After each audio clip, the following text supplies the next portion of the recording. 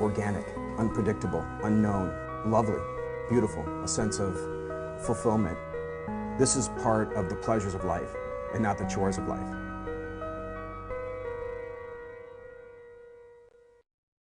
Tonight on Daily Iowan TV. Sniffling, sneezing, coughing, and a runny nose. All things we don't look forward to as the flu season approaches. But is the flu shot really helpful? I'll tell you one thing that's not helping all these cold temps we got rolling in. All of your forecasts later on the show.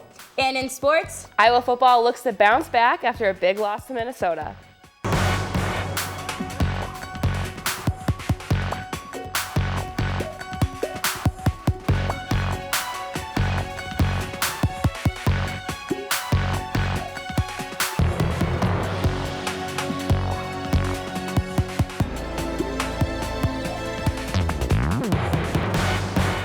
Thanks for joining us on Daily Iowan TV. I'm Nick Fisher. And I'm Greta Miley.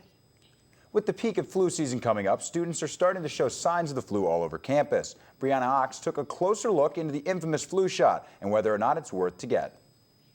It's that time of year again. The seasons are changing and the flu bug is going around. Now, the question is it worth it to get a flu shot? In the recent years, more people have neglected getting vaccinated. There are other ways to prevent catching the flu, but according to the Centers for Disease Control and Prevention, a flu shot is the best way to protect yourself. I sat down with Lisa James, the Associate Director for UI Student Health and Wellness, and learned about why getting a flu shot is so important. You know, it could be finals week, and if you catch influenza, you are down for 5-7 days, and you might miss your finals, or you might miss the week before finals and you can't study. But regardless of these facts, students still have mixed feelings about getting their flu shots. I've never gotten a flu shot ever before in my life, and I've never gotten the flu, so I just don't get them. I always get a flu shot, and I've never gotten the flu, so I assume they work. UI Student Health urges students to get flu shots because, as some people may not realize, by getting vaccinated, you help prevent others around you from getting sick. College environment and classes and socially and your residence halls, you're just with people. You're kind of in close quarters with people, and that does, increase your chances of getting not just the flu, but every kind of illness. So it's better to be proactive and get vaccinated now than to spend all of finals week tired and sick with the flu. Reporting from the University of Iowa Student Health and Wellness, this is Brianna Ox with Daily Iowan TV. Doctors say students should act now and get their flu shots before leaving for Thanksgiving break. Iowa City received a perfect score as an LGBTQ positive community. The 2014 Equality Index report was released by the Human Rights Campaign. It's the nation's largest lesbian, gay, bisexual, transgender, and questioning civil rights organization. The report includes assessments in non-discrimination laws, relationship recognition, and employment policies. Among the 5 cities in Iowa, Iowa City received the highest score at 100. Cedar Rapids and Sioux City both trailed in the 60s. A late-night fire in Iowa City has caused $200,000 worth of damage to an apartment building. It happened around 11 o'clock on Wednesday night in the Peninsula neighborhood. You can see where that is on your screen now. No one was in the building at the time of the fire since the building was under construction. The fire did cause the ground floor to fall through. The Iowa City's Fire Marshal's Department is currently investigating the case. Al Roker from the Today Show is attempting to break the record for longest live weather report. Roker began Wednesday night at 10 p.m. and will continue non-stop until 8 a.m. Friday morning. However, closing in on the 19-hour mark, he did say he was going to need a little break.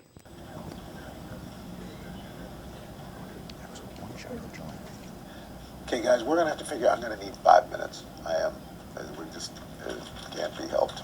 The 34-hour weathercast isn't just for fun. Roker is asking people to pledge support to his Crowd Rise campaign. It will benefit armed forces and the U.S. service organizations. That's a really long time to be doing a newscast, 34 hours? Yeah, let's toss it over to our own Tanner Sigworth in this weather studio to see if he's up for the challenge. Well, I'll let you know how this minute goes and I'll get back to you. Let's get right to it with a look at what you can expect for tomorrow. For the most part, we have sunny skies, but still chilling temps. Your morning looks to start out at 20 degrees. The afternoon looks to bring more clear skies, and we're going to try and touch 30 degrees before the evening rolls around. And I'm feeling a cold one for your Friday night. Low 20s with some light winds off and on. Stepping ahead, we have snow in the forecast for your Saturday. About a 50% chance during the afternoon hours and into the evening. Don't expect any more than an inch of the white stuff. And then we're going to be free of snow for the beginning of next week, but your highs aren't expected to get out of the 20s. As you can see, we have highs of 23 and 25 degrees for Monday and Tuesday. But Wednesday, hey, look at that. We might get into the upper 30s with some clear skies throughout the day. See, guys, I was only a minute and I'm already exhausted. Back to you two at the desk. Can you imagine books so small you could wear them as charms? The UI's Special Collections is home to over 4,000 miniature books. Katie Seitz has the story. Colleen Tyson, a librarian at Special Collections, had to take to a microscope to find out what was inside this book. Turns out it contains the Bible's first chapter of Genesis. At about 4 millimeters, it was made to be sold at the 1965 World's Fair. It was thought to be the smallest book in the world at the time, made to show off their tiny printing technology. And it had been a pair with one that was larger, that had the same text 10 times larger, that had been sold as a pair, so that there was one you could read. As time went on, these micro-miniature books got smaller and smaller. These micro-miniature books were made in Tokyo in 1980 and at the time held the Guinness World Record for the smallest books. They're about 2 millimeters in size. But there are a wide array of sizes as well as subjects in the Charlotte Smith Miniature Book Collection, named after its founder. These artist books are some of the more recent additions among many older books. The oldest date back to the 16th century and were made with movable type, which means each tiny letter was set one at a time. Some are made in sets, such as a set of Shakespeare's works. You know, it's the complete works of Shakespeare in a box, and so that's something that people want to have. They want to have all of them. But you'll see that again and again, where an entire set will be printed in miniature. Though many people don't know about the collection, Special Collections has a blog on Tumblr, and it's given them more recognition. Visitors can view the site or stop in to see the collection in person. Reporting from the University of Iowa, I'm Katie Stites. Greta, the Hawkeyes did not play well at all last week against Minnesota on the football field. God, I know. I was so disappointed in their performance, and they better not disappoint me this weekend because my dad's an alumni at University of Illinois, and so we have to win. Well, let's toss it over to our Daily Iowan TV sports studio where Chelsea Brown and Jalen Socek are standing by.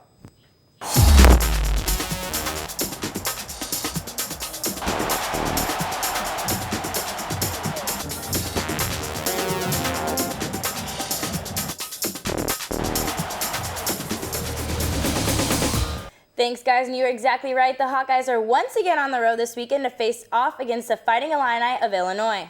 That's right, Chelsea. Iowa finds themselves in a rut after dropping their third Big Ten Conference of the game with only 3 remaining. But in order to turn things around, one senior leader says he has to bring the team with him. Linebacker Quentin Alston. The beginning of the 2014 football season brought about a complete new core of linebackers. Now 9 games into the season, senior linebacker Quentin Alston finds himself leading a struggling group of young linebackers. So far, I feel like it's been kind of like a roller coaster ride. One week we'll be really good. The next week, we'll be a little bit undisciplined with our calls and assignments. So it's been pretty frustrating. And the next stop on the ride, a 4-5 Illinois team. The team will have to put the Minnesota loss behind them, and helping with that will be Alston. We're focused on the next step, and that's Illinois. So we're just going to keep them pushing forward, and I'm going to do that from the front, and I'm going to push everybody, bring everybody along with me. So I'm just going to stay calm and just make sure everybody has that same mindset, and then we can just keep on getting better each and every week. So we're just focused on growth right now. Alston, one of the 3 first-year starters, currently ranks 2nd in team tackles at 64, which is significantly higher than his youthful counterparts. Sophomore Reggie Spearman has 34. Redshirt freshmen Bo Bauer and Josie Jewell have 24 and 22. In their 5 Big Ten games, Iowa is allowing an average of 201.6 rushing yards. You need everybody rallying to the ball, regardless if you're on the other hash or right where the play is going. I mean, we're not as good at linebacker as we were a year ago. We knew that in August. Actually, we knew it in January. Alston joined the higher ranks of the squad, taking over for the loss of Iowa's previous star linebackers of Anthony Hitchens, James Morris, and Christian Kirksey, who were all selected in the 2014 draft. And the linebackers having their own additional set of problems, with Reggie Spearman back after missing 2 games for an OWI, and Travis Perry out for the regular season after suffering a lower leg injury against Minnesota. Some unfortunate news, Jalen, but the Iowa defense still stands tall in the Big Ten standings, ranking 4th in overall defense. But they will be tested against this tough offense of the Illinois team. Take a look at this week's Inside the Numbers. The Hawkeyes are coming off angry from last week's 51-14 loss at Minnesota as they face Illinois this Saturday. I can't, really put a finger on it. We just didn't play good football. We got what we deserved. We played poorly, and, they played well. The Fighting Illini not standing in any better condition, suffering 4 double-digit losses in its last 5 games. One thing looking up for Illinois is quarterback Wes Lunt's expected return to the field.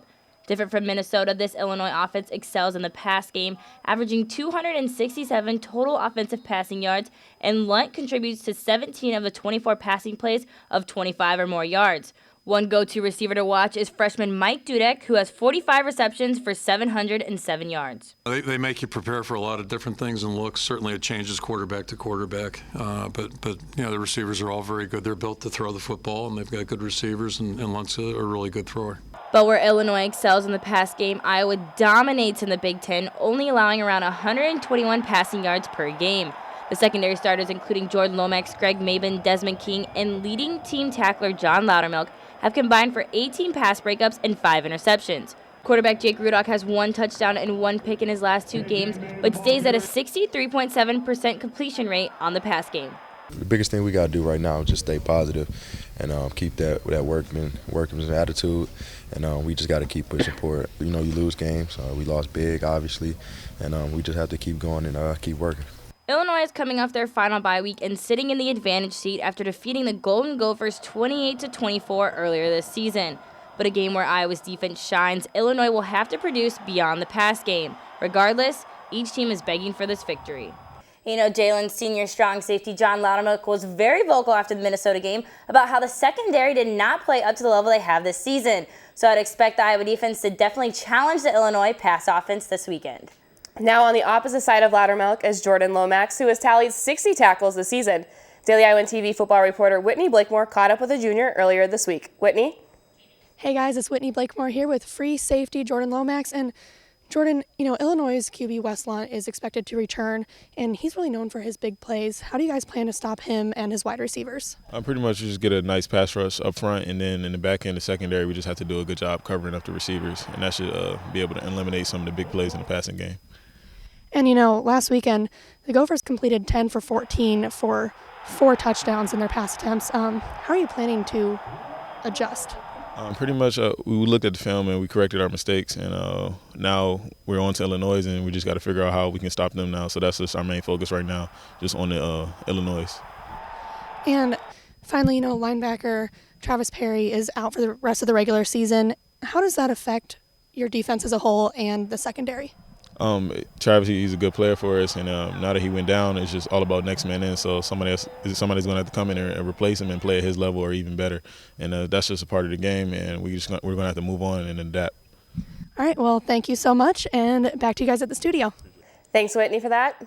And interesting enough, it's been 6 years since the Hawkeyes have traveled to Champaign to take on the Fighting Illini. Since 2008, Iowa has played 19 other schools from all over the country, but hasn't stepped foot onto a campus that is one of the closest out-of-state schools. I started thinking about playing in Champaign, and it struck me odd that we hadn't been there since 2008.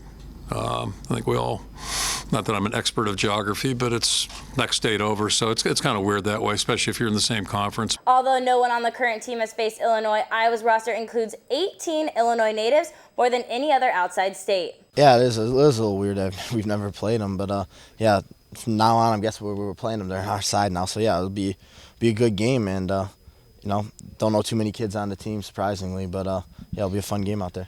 And players aren't the only ones excited for this matchup, being that so many students hail from the land of Lincoln. But that'll do it for this week's pregame show. Be sure to tune in to Sunday's program for extended coverage of the long-awaited Iowa versus Illinois game. We'll also be bringing you live updates from Memorial Stadium this Saturday on our sports blog at dailyiowansports.com. Nick and Greta, back to you at the desk. Well, that'll do it for us tonight. We hope to see you back here Sunday night, same time, same place. Or anytime online at dailyiowan.com. Thanks for watching. I'm Greta Miley. And I'm Nick Fisher. Have a great night.